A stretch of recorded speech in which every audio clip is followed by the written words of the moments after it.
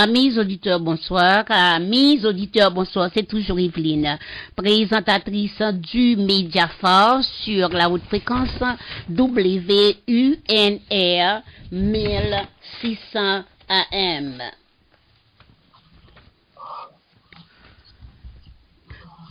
Qu'en est-il du peuple africain?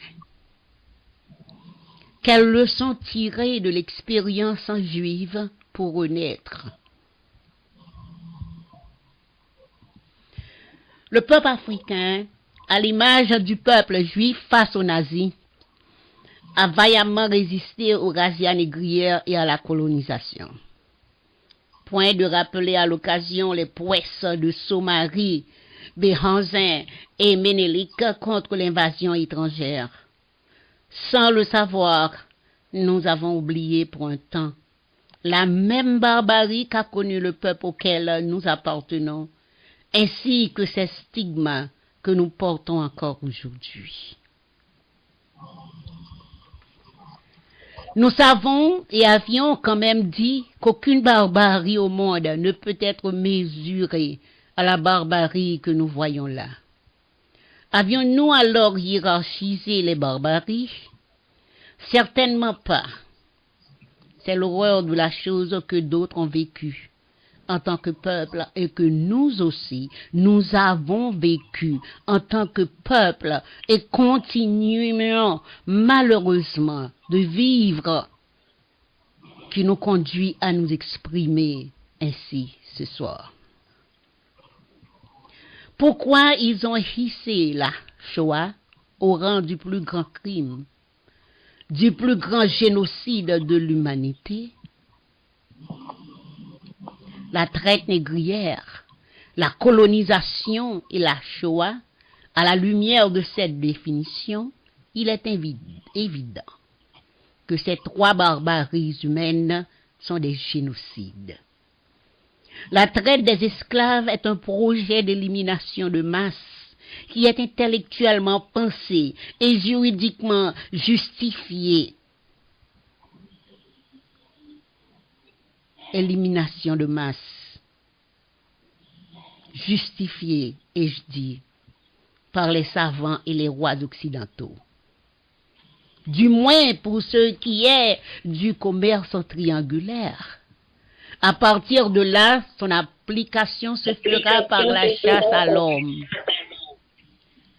l'alcoolisation de masse, la capture, la castration, l'enchaînement et la mise en cale des milliers et des milliers d'Africains, suivis de leur déportation vers le monde arabe, asiatique, européen et américain. Tout au long de son processus, cette pratique honteuse est accompagnée d'une élimination de masse, barbarie qui a duré environ 20 siècles. 14 siècles pour le monde arabo-musulman et 4 siècles pour le monde occidental, elle aura occasionné un nombre de victimes directes estimé à environ 60 millions, 42 millions pour le monde musulman, 17 millions pour la traite négrière, ceci en nombre total des esclaves embarqués. Le nombre de débarqués inférieur à cause des massacres, des décès et du mauvais traitement. Avec l'esclavage et la colonisation, sans oublier les razzias, comme je viens de dire, ce sont les valeurs éthiques culturelles de l'Afrique qui ont été sapées et niées au détriment d'autres valeurs supposées meilleures. Cette spoliation et cet endoctrinement ont donné lieu à une crise éthique à laquelle va se greffer plus tard une crise identitaire bien entretenue par les instruments de la propagande impérialiste qui considérait l'Africain comme un sous-homme. Cette stratégie de déstabilisation de l'Afrique va faciliter la mise en place des mécanismes de contrôle de la quasi-totalité de ses ressources grâce à la crise managériale subtilement entretenue. La voie de l'impasse pour le continent, je veux dire, semble ainsi tracée avec en toile de fond la triple crise éthique crise identitaire et managériale. Ce soir, nous avons avec nous directement du Bénin l'infatigable docteur Henri Medjuid. Et moi, sur le plateau du Mediaphare, combien sommes-nous heureux de l'écouter partager ses connaissances à un grand public qui aime l'entendre. Docteur Henri Medjuid, comme vous le savez, surtout pour les nouveaux auditeurs, juge ou diplomate de carrière sillonnant 8 pays du continent noir, France, Italie, un leader politique au CV atypique. Il apporte à la fonction plusieurs décennies d'expertise universitaire politique. Il comprend les enjeux internationaux. Il est fondateur, président national du Parti social-libéral, parti centriste et panafricaniste. Il est aussi le promoteur de l'Université des créations et savoirs africaines. Il est multilingue. Docteur Henri Medjuid, bonsoir et bienvenue. Bonsoir Evelyne. Bonsoir très chers amis auditeurs et auditrices. Mediaphare sur la haute fréquence WUNR depuis Boston. Merci beaucoup pour ton édito. C'était poignant. Merci. Merci de nous rappeler à chaque fois autant de douleur. Ce n'est que pas la douleur qu'on guérit, la douleur. On y va, Evelyne. Bien sûr, docteur Medjuid. Bon, nous continuons. Nous sommes des panafricanistes jurés, je peux même dire. Allons-y. C'est exact. C'est exact. Evelyne, oui, nous sommes au dernier trimestre de l'année 2023. Nous avons commencé le premier trimestre avec notre triduum, nos 3 thèmes. Nous avons évolué, nous avons croisé sur notre chemin la République populaire fédérale d'Afrique. Nous l'avons hissé et nous continuons la quête. Mais il y a 2 choses importantes, 2 faits historiques, politiques et géopolitiques, qui ne cessent de nous hanter. On a commencé à partir de février 2022 avec la guerre en Ukraine, qui s'est révélée finalement être une guerre de civilisation. Nous en étions là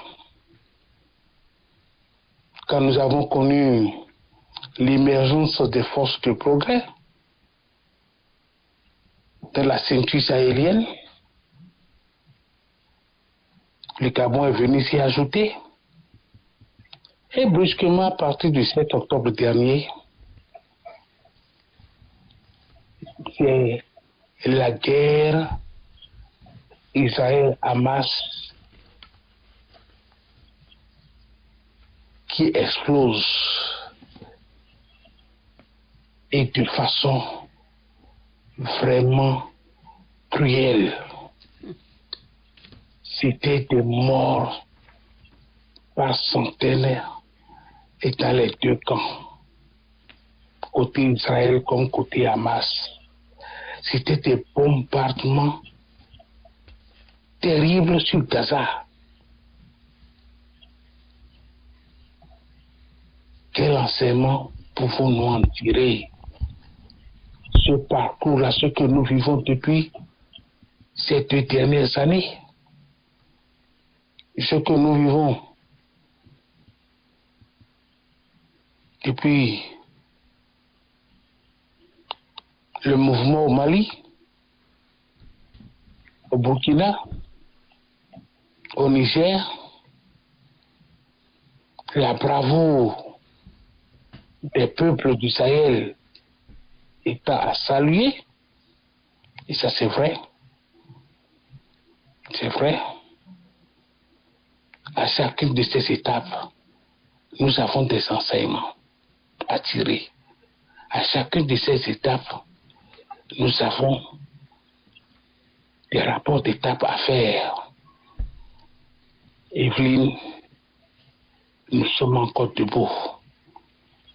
L'Afrique est en train d'écrire sa propre histoire et nous la suivons avec nos plumes, avec nos caméras, avec nos Android, à travers les réseaux sociaux, à travers les écoles, à travers les universités, à travers les hommes, les femmes, les jeunes. Oui, ce n'est pas facile. Et l'Afrique a résisté. Quel enseignement en tirer? La guerre en Ukraine et la guerre israélo-Hamas, que pouvons-nous en tirer comme enseignement pour la refondation de nos efforts, la refondation de la démarche de renaissance africaine? À chacune de ces étapes, nous nous trouvons interpellés. C'est pour ça que nous avons réintroduit cette préoccupation dans le centre de nos investigations encore ce soir. Je salue au passage tous nos auditeurs, auditrices, tous les amis, tous les fan clubs. Les saluons. Nous te saluons, Evelyne. Nous t'encourageons. Merci de nous donner, de nous consacrer ton temps le plus précieux. C'est l'Afrique qui te le reconnaîtra toujours. Voilà ce que je vais dire comme survol après ton brillant édito, pour lequel je te dis encore une fois merci, Evelyne. Je vous en prie, docteur Henri Medjuid, c'est notre travail. C'est notre travail et nous devons l'assumer avec beaucoup de responsabilité pour que nous puissions assurer un avenir meilleur à la génération future. Nous leur devons. C'est le temps de cesser de chamailler et de mettre les choses sérieuses en sérieuses. C'est-à-dire, l'ennemi nous guette.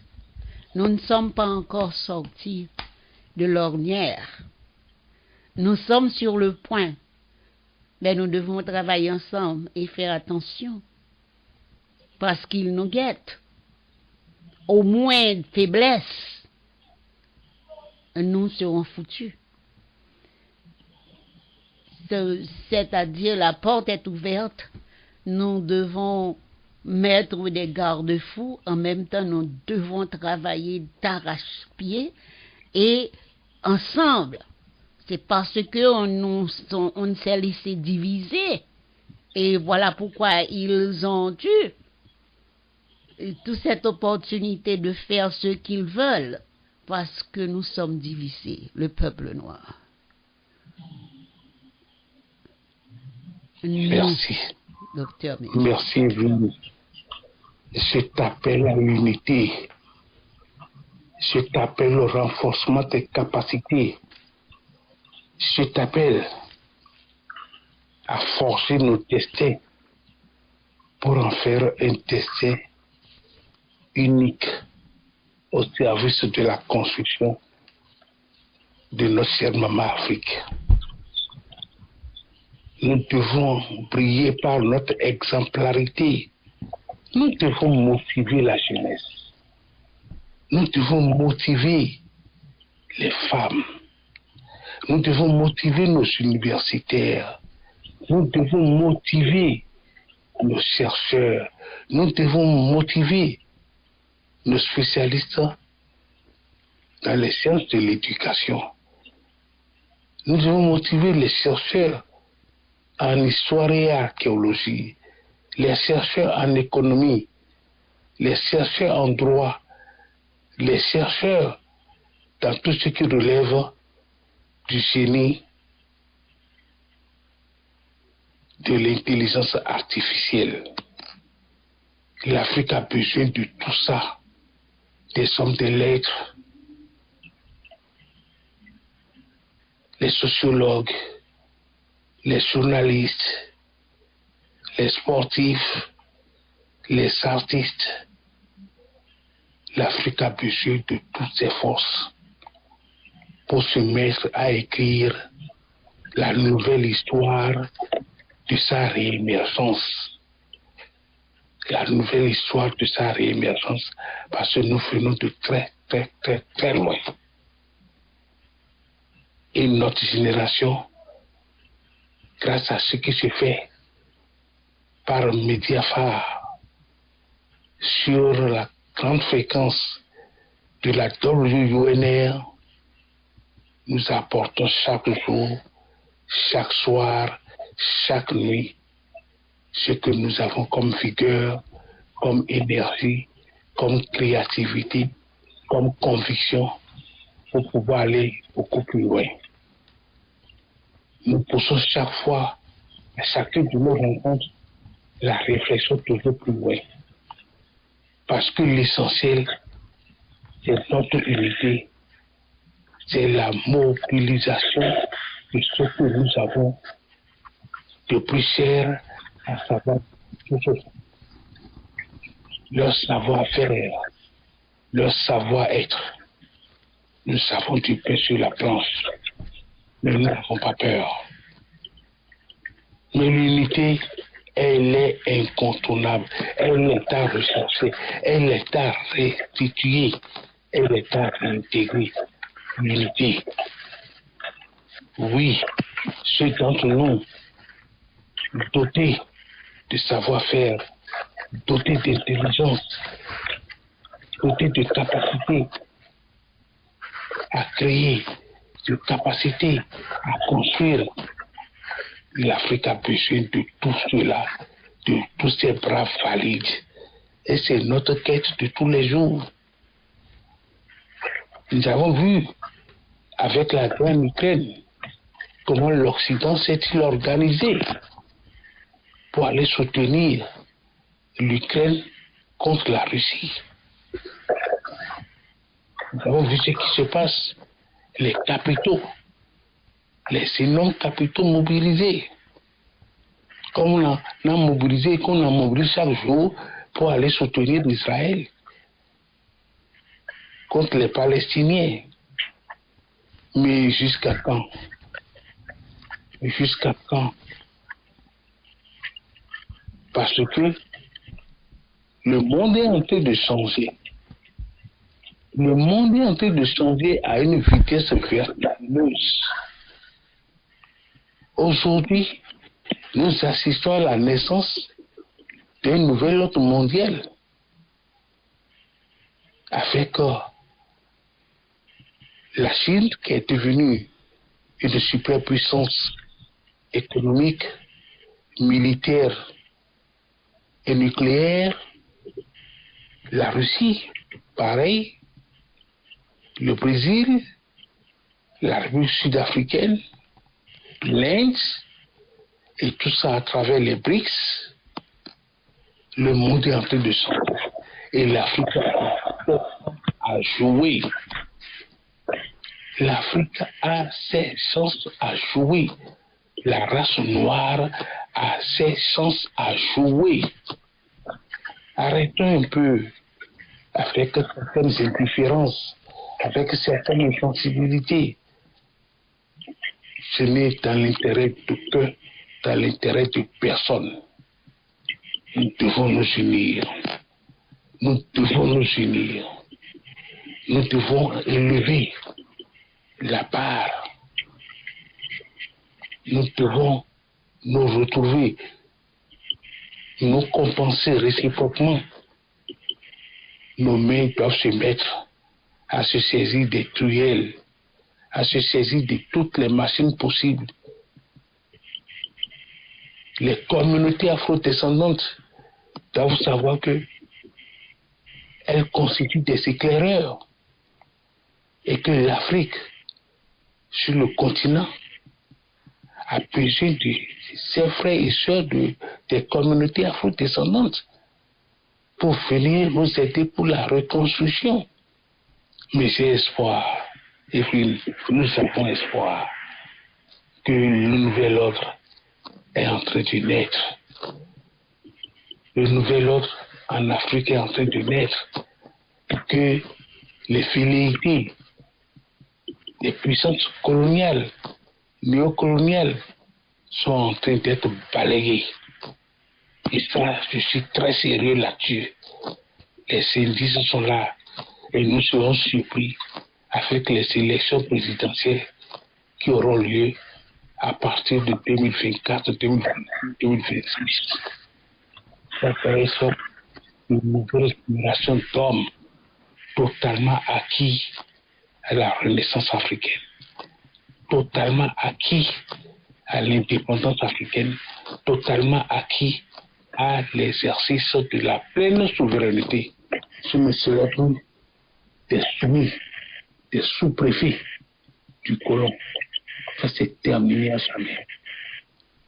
C'est un changement en profondeur. Parce que beaucoup de bouleversements pour permettre à nos propres valeurs d'émerger. Si nous ne passons pas par là, nous sommes foutus. Parce que les coachs sociaux qu'on veut nous vendre, que l'Occident décadent voudrait imposer au monde, nous n'allons pas pouvoir y échapper. Mais si l'Afrique reste debout et si la mobilisation se poursuit, se perpétue, nous allons pouvoir y échapper. Donc c'est ça notre intérêt à nous. Voilà, merci pour tout ce que Média a fait. Merci Evelyne. Bon, docteur Henri Medjid, nous devons travailler, nous vivons dans un monde, beaucoup d'entre nous savent comment les choses marchent, comment s'y prendre. Alors, c'est à nous. Voyons que les autres peuples qui ont réussi, ils ont fait des sacrifices. Personne, je l'ai toujours dit, personne ne le fera pour nous. C'est notre travail, c'est notre survie. Nous devons prendre conscience de ce qui se passe dans ce monde. Il y a des gens qui pensent que les choses vont et ne savent pas avec quelle rapidité. C'est dans un clin d'œil que les choses arrivent. C'est vrai. C'est vrai. Nous devons être sur nos gardes. C'est vrai. Pour changer la donne. Autrement dit, nous allons pleurer et dire que voilà ce qu'ils nous ont fait, voilà ce qu'ils nous ont fait. Mais l'ennemi travaille aussi pour conserver sa race, pour conserver sa progéniture. L'ennemi travaille pour protéger sa vie et la vie des autres qui l'entourent, c'est-à-dire que je viens de dire les membres de sa race.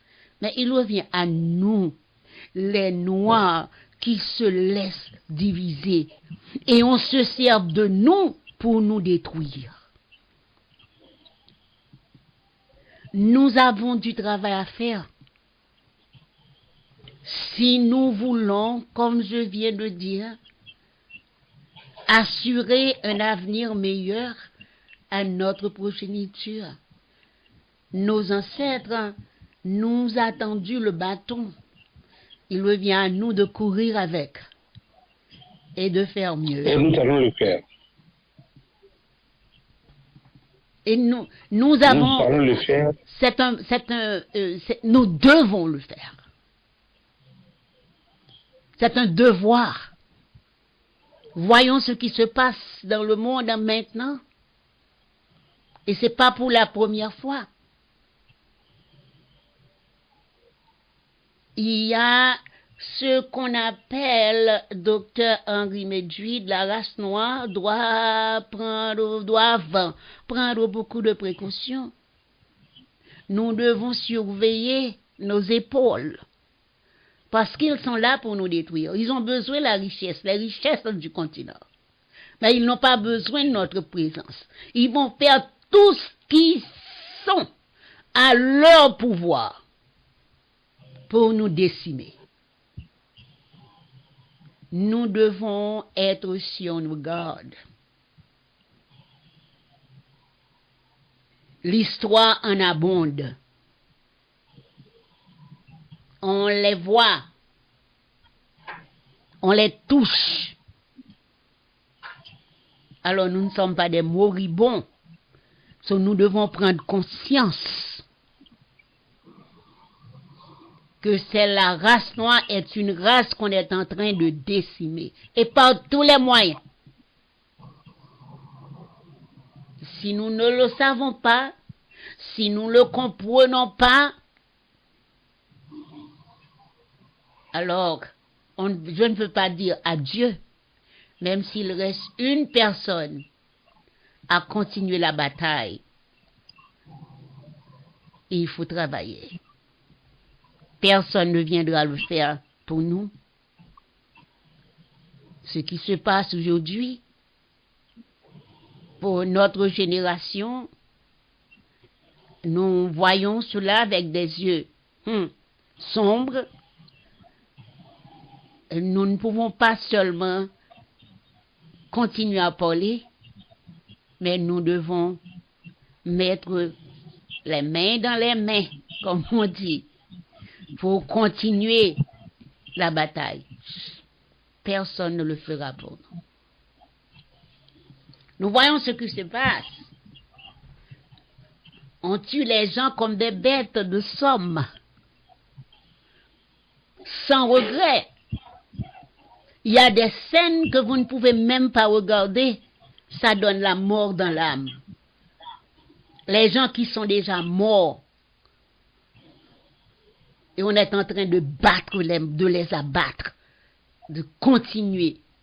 Les jeunes femmes, les femmes enceintes, les enfants.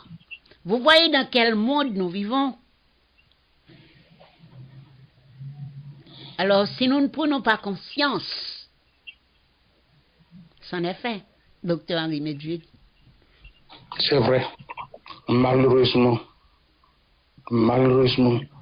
mais nous ne pouvons vivre que d'espoir en sachant que aujourd'hui, là, c'est la mobilisation des intelligences, c'est la mobilisation des capitaux, c'est la mobilisation de tout ce qui est créativité.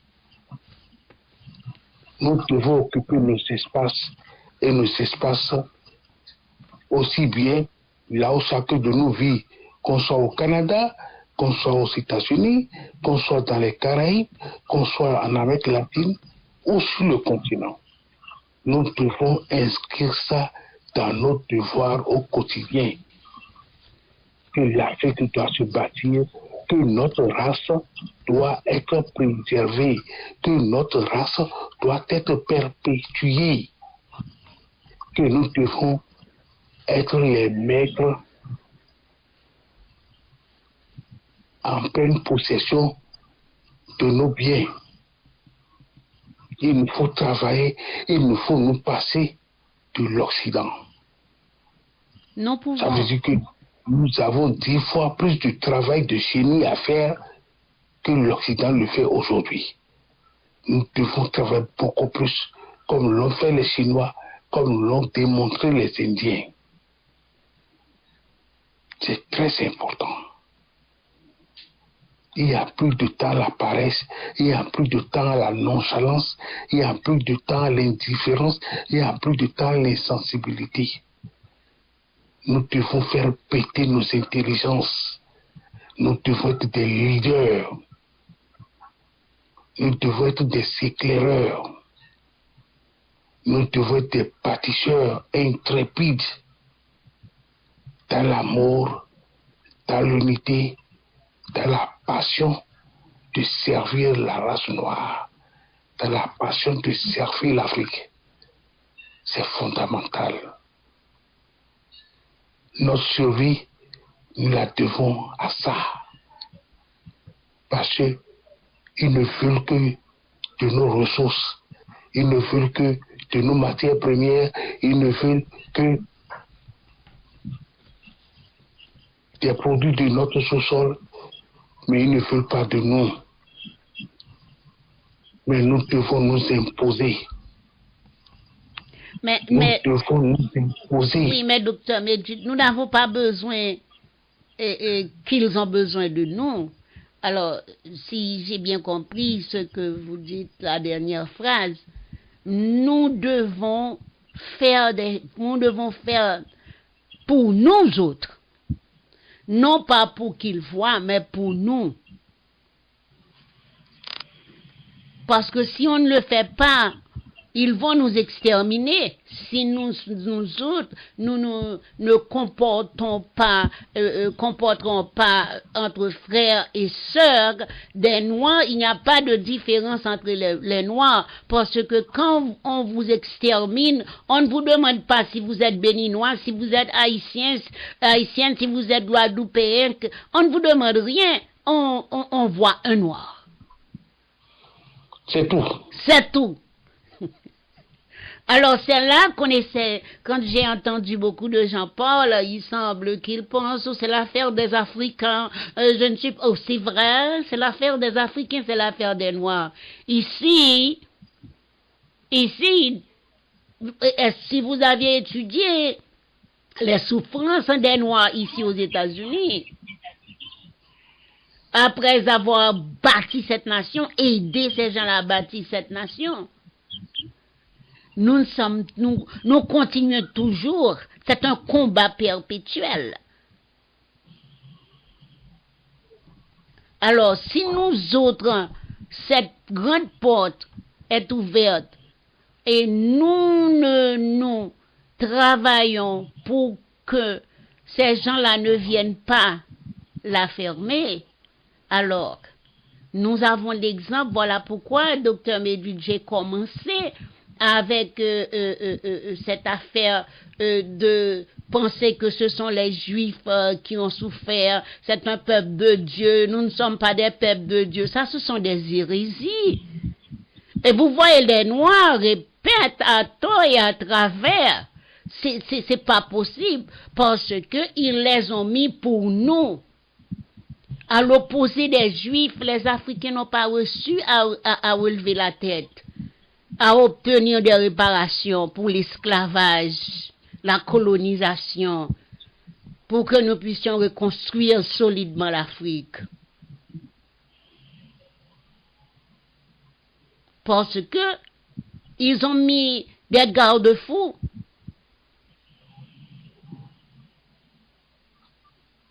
La division.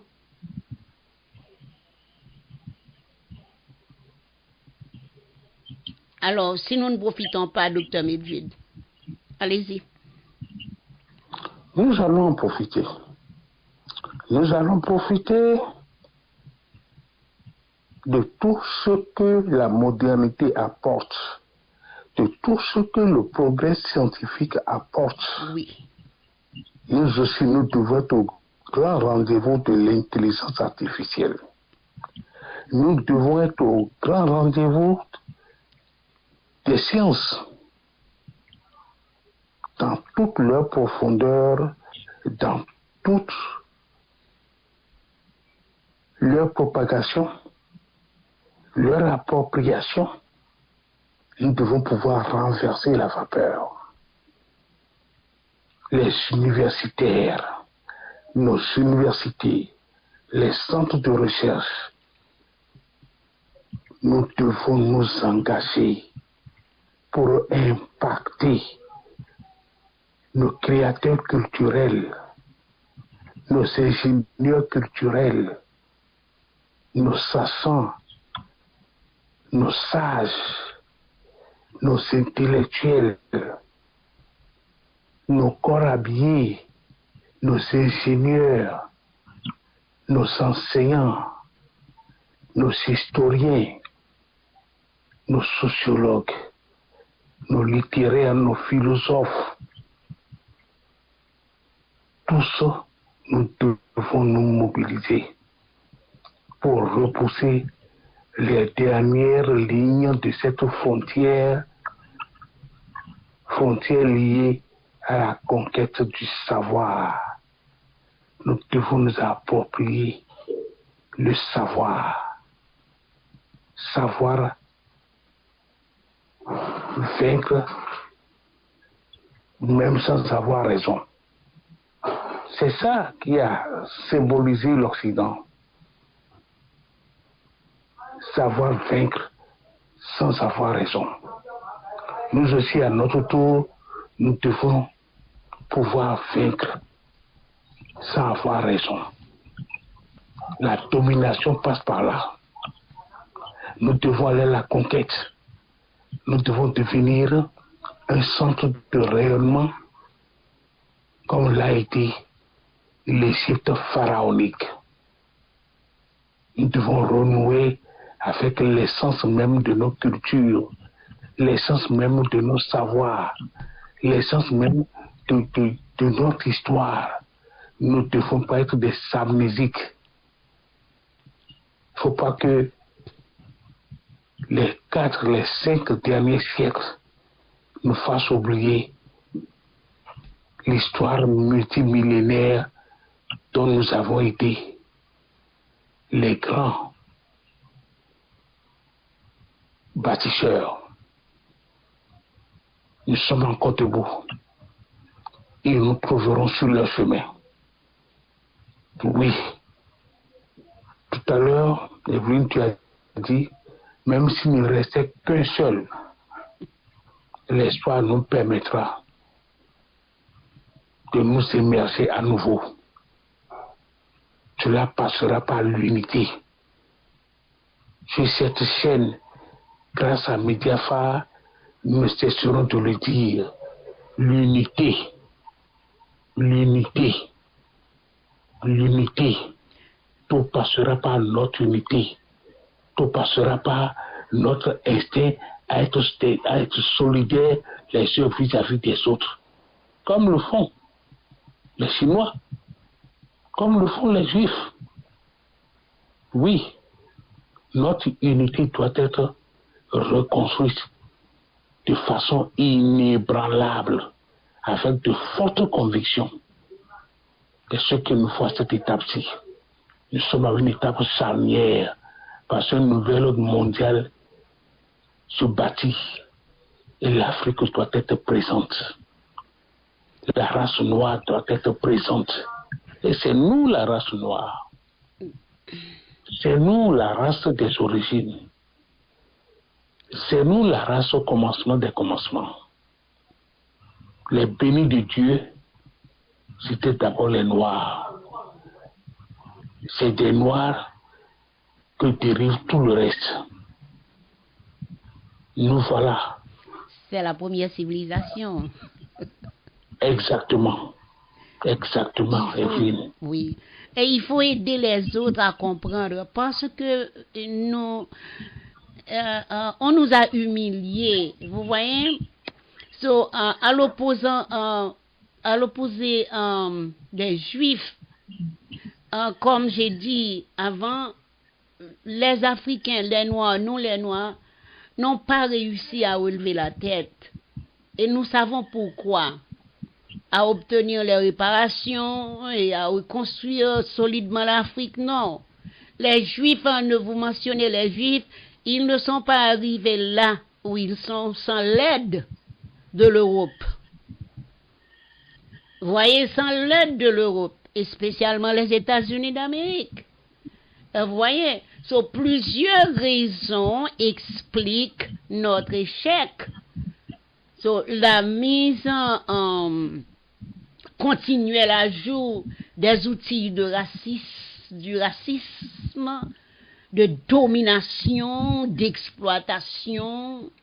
C'est une stratégie bien ficelée de division. On nous fait croire que les Juifs sont les peuples de Dieu. Et nous ne sommes pas les peuples de Dieu. Ce sont les pauvres en esprit qui réfléchissent de la sorte, nous le savons. Nous le savons.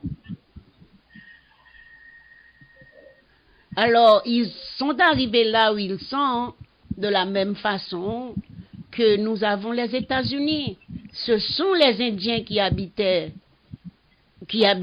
ce continent-là où nous sommes. L'Amérique latine, ce sont les Indiens. Où sont-ils maintenant? Ces gens-là sont sortis ailleurs et ont décimé toute une race. Maintenant, il y a quelques Indiens dans les réservations. Mais ils sont venus d'où? Ils sont venus de l'Europe. Alors, si nous restons sans rien faire, oui, notre race, la race noire, sera exterminée sur la face de la terre. Ils n'y arriveront jamais. Alors, écoute, j'ai bien dit, docteur Médu, si nous ne faisons rien. Ouais. Alors, on ne peut pas s'asseoir et dire, oh non, jamais Dieu est là. Mais non, vous parlez de l'intelligence artificielle. Dieu nous a tout donné. De la même façon, Dieu leur a tout donné, Dieu nous a tout donné. C'est-à-dire, il revient à nous-mêmes, à nous autres, d'être intelligents. Parce qu'il utilise nous-mêmes pour nous détruire. Et nous le faisons très bien. Malheureusement. Malheureusement. C'est dommage. C'est dommage. Vous voyez, c'est dommage. C'est un carnage. Pourquoi deux peuples ne peuvent pas vivre sur un morceau de terre? Pourquoi deux peuples ne peuvent pas vivre? Vous êtes venus chez moi, je vous reçois, on peut vivre ensemble.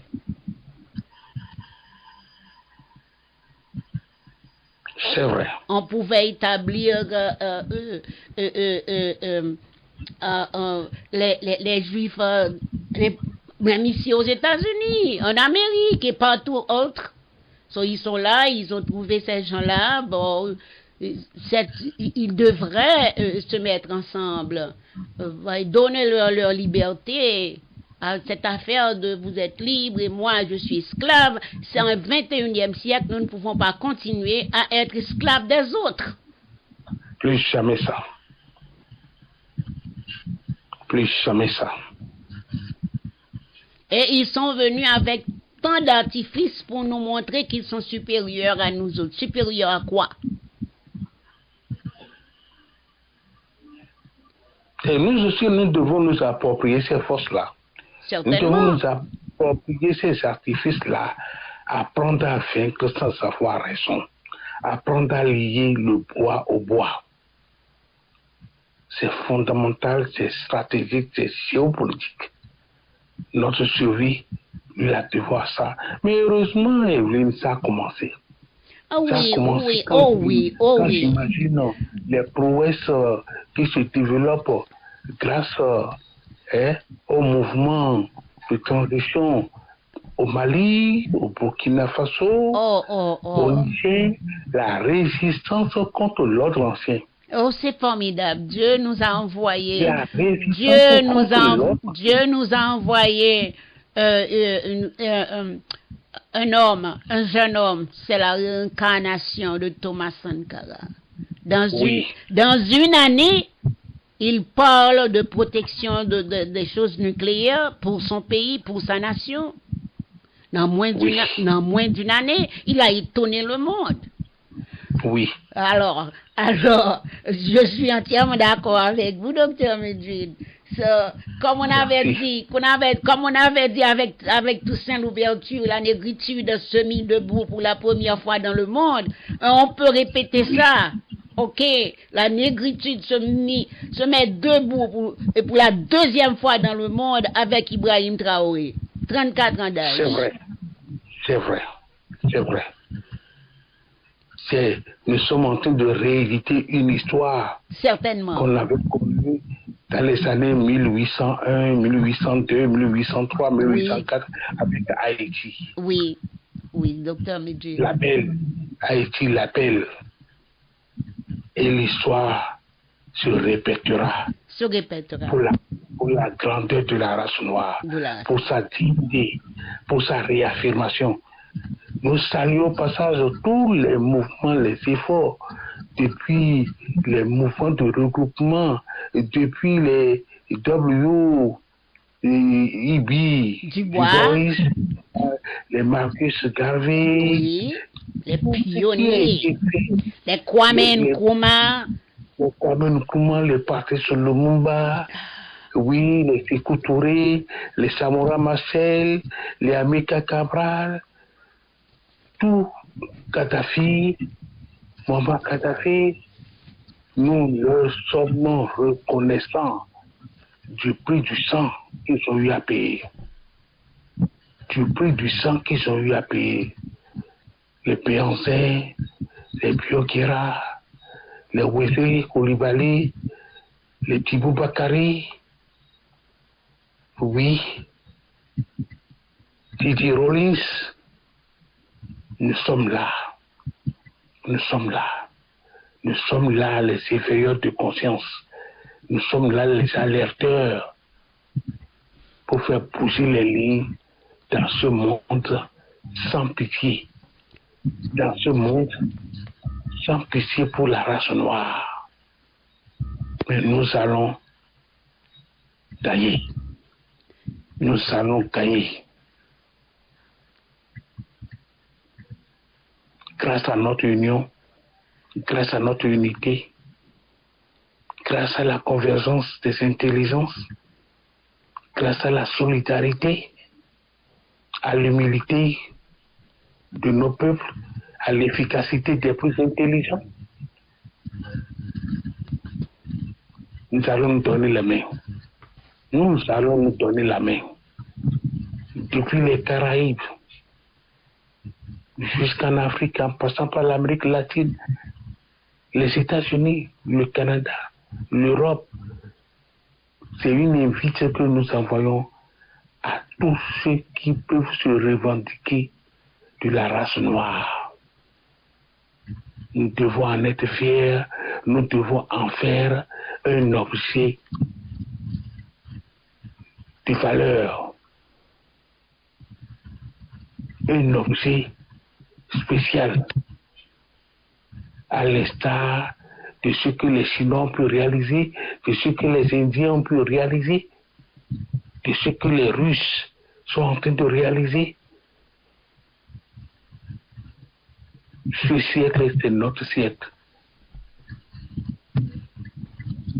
Ce siècle, c'est notre siècle. Ce millénaire, c'est notre millénaire. Absolument. Le troisième millénaire ne doit pas nous échapper. Jamais. Nous devons redoubler de courage, de perspicacité. C'est vrai. Pour continuer le travail, advienne que pourra. Exactement. Exactement. Parce que nous vivons des moments critiques quand nous voyons ces choses-là à la télévision, les enfants, les jeunes voient ces choses et ils se disent dans quel monde nous y sommes. Ouais. Ou c'est des barbaries. Et certainement, c'est de la barbarie. C'est la violence. La violence. C'est la violence. La violence parfois gratuite. C'est la mort dans l'amour. On décime des populations entières. Mais c'est le but, c'est leur but de décimer la population entière, les populations noires. Oui, c'est le but. Nous devons travailler d'arrache-pied.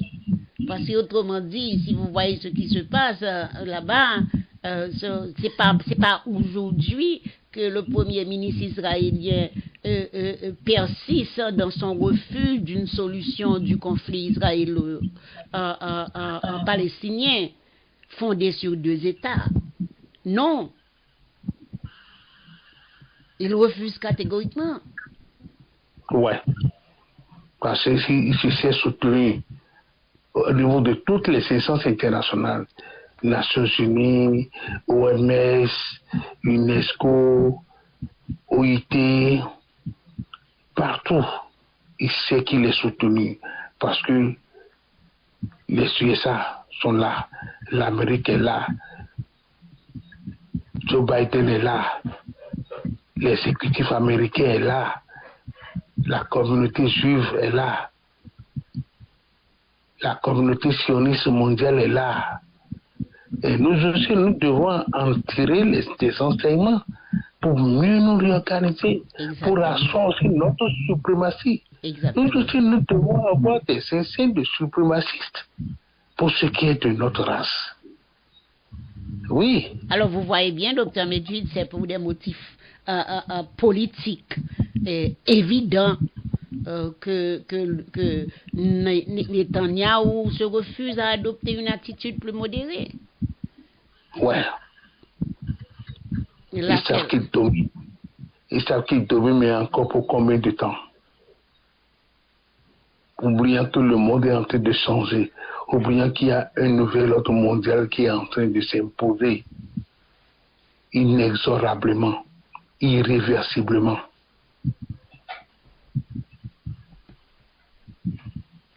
Nous en ferons partie. Certainement, certainement. Vous voyez, ça s'est fait exprès parce que même dans son livre, cette dame-là elle fut premier ministre d'Israël pour la première fois, c'est pas... Golda Meir. Golda Meir. Tu vois, dans son livre, j'ai son livre, non, je ne l'ai pas avec moi là, mais j'ai son livre et elle a dit que c'est une leurre de dire que Israël est un choisi, c'est une nation choisie de Dieu. Elle n'est pas d'accord avec ça. Elle n'est pas d'accord avec ça. C'est une leurre. Alors c'est pour mettre cela dans la tête des hommes noirs, vous voyez, pour penser que vous êtes inférieurs, nous sommes supérieurs. Vous voyez, ouais. alors vous voyez, ça ce sont des trucs.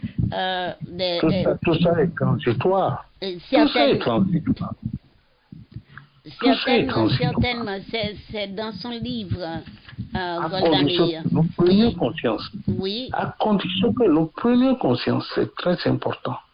Certainement. Nous devons savoir que nous sommes riches. Oui. Nous sommes riches. Il faut les laisser faire parce qu'ils sont des. Il faut les laisser faire. Ouais. Il faut les laisser faire parce qu'ils sont des choisis de Dieu. Vous voyez? Alors, il nous fait avaler ces choses-là pour qu'on puisse grandir et s'épanouir avec l'idée, non pas l'idée, avec la conscience propre et honnête que nous sommes des inférieurs. Il y a une race supérieure à notre race, il y a une nation supérieure avec nous autres, de nous autres, alors on doit souffrir, on doit gémir pour qu'on puisse avoir un petit morceau de pain, une petite place à côté. Vous voyez, je crois que nous ne vivons plus dans ce monde. Alors que nous avons un continent. Un continent le plus riche, le continent le plus riche. Alors, il revient à nous autres d'agir ainsi parce que Dieu nous a placés sur un continent le plus riche du monde. De plus de 30 millions de kilomètres carrés avec plus d'1,5 milliard d'habitants. C'est des atouts majeurs. Si nous en prenons conscience, c'est des atouts majeurs pour construire nos propres ressorts de solidarité, nos propres ressorts de développement, nos propres ressorts de résilience. De résilience, c'est ça. Nous allons y parvenir. Oh, définitivement. Oui. Je crois, ça devrait être arrivé là, où nous nous trouvons au 21e siècle. Tu vois, c'est un tourment, c'est un changement qui s'opère et c'est cyclique, nous l'avions dit, n'est-ce pas? Bien sûr, c'est cyclique. C'est cyclique. Maintenant, Ça a c'est le commencé par tour. nous, Oui, maintenant, avec c'est le l'Égypte tour. pharaonique. Et ça va encore revenir à nous bientôt. Exactement. Mais nous devons travailler, vous voyez, Énormément. énormément. Et redoubler 10 d'efforts. fois plus que nous le faisons actuellement. 10 fois plus. 10 fois plus, redoubler d'efforts. Oui. Redoubler Oui. d'efforts. So, Oui. oui. C'est réellement, c'est un peu dur, mais c'est réellement un siècle Nous y sommes condamnés. c'est un siècle intéressant, c'est un siècle, oui, Le défi, le challenge. Exactement, exactement. Nous sommes heureux que notre génération a la chance de voir ce changement. Ouais. Ce changement s'opère devant nous, sous nos yeux. Et cette fois-ci, nous devons participer pleinement. Nous sommes une golden generation. Certainement, certainement. Ouais. Nous devons être à la hauteur du défi. So, le mouvement panafricaniste doit se travailler mieux, plus faire une chaîne. Nous sommes là-dessus. Nous travaillons. Certainement. Actuellement, nous avons commencé déjà par préparer la modélisation en ce qui concerne la candidature de certains des nôtres aux élections présidentielles au titre de certains États qui ont des élections présidentielles pour 2024, pour 2025, 2026. Oui, nos prochains présidents de la République doivent être des panafricanistes. Moi, allez, je m'excuse. Nous sommes en train d'y travailler, Evelyne. Oui. Nous avons déjà commencé par faire le travail et les ressorts de complémentarité, les ressorts de solidarité commencent déjà par s'affirmer. Je peux nous rassurer, on en parlera pour les mois à venir. Heureusement, ça a commencé. Que nous rendons fidèlement compte de cette odyssée-là.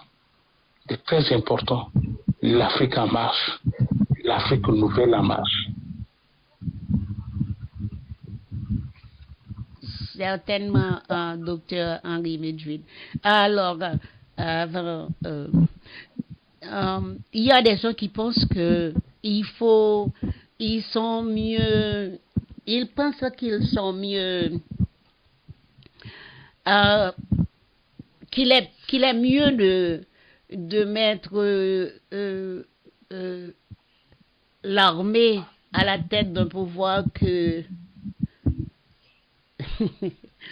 tu vois, alors c'est un peu alors j'ai parlé à beaucoup de gens qui pensent que ne pas avoir une armée, je le sais, je l'ai toujours dit, surtout quand on a éliminé l'armée haïtienne, ce qu'on a maintenant en Haïti, c'est une armée qui n'est pas une armée, parce que quand une armée n'est pas réellement n'ont pas les nécessaires pour faire le travail, c'est pas une armée, c'est une figure. Alors c'est ça que l'Occident a mis en Haïti. Alors c'est ce que vous avez aussi sur le continent africain. Des armées sans armes, pour ce que j'ai entendu. Des armées sans industrie. Certainement. Sans industrie. Oui. Pour produire leur équipement, pour faire la recherche fondamentale et appliquée. Exactement. Nous allons y arriver. Parce que je vois. Les consciences sont en train d'être sensibilisées. Oui, mais j'ai entendu le président capitaine Traoré dire que l'armée, c'est seulement 5 fusils pour une armée. C'est pas possible.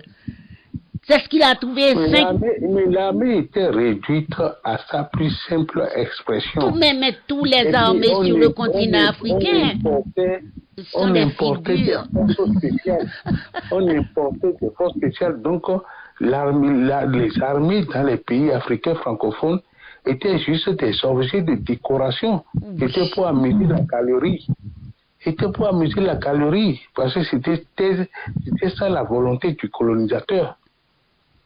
Mais c'est terminé maintenant. Avec ce qui se passe au Mali, au Burkina, c'est terminé. Bon. Les armées africaines vont devenir les plus fortes, les mieux équipées, les plus modernes. Bon, nous sommes Parce allés. que la Russie va se déplacer. Bon. Nous aurons aussi notre NASA. Bon, docteur Le Medjid. continent aura sa NASA. Bon, définitivement, on a besoin de cela, docteur Medjid, parce qu'il faut qu'il y ait une armée à la tête. Il faut qu'il y ait une armée à la tête d'une nation, parce que même chez vous là, j'ai vu que le président, il y a des mois de cela, a fait venir des militaires de le pays de Kagame, du Rwanda pour le Congo. C'est une insulte. Mais quand même, mais c'est une insulte à l'armée béninoise.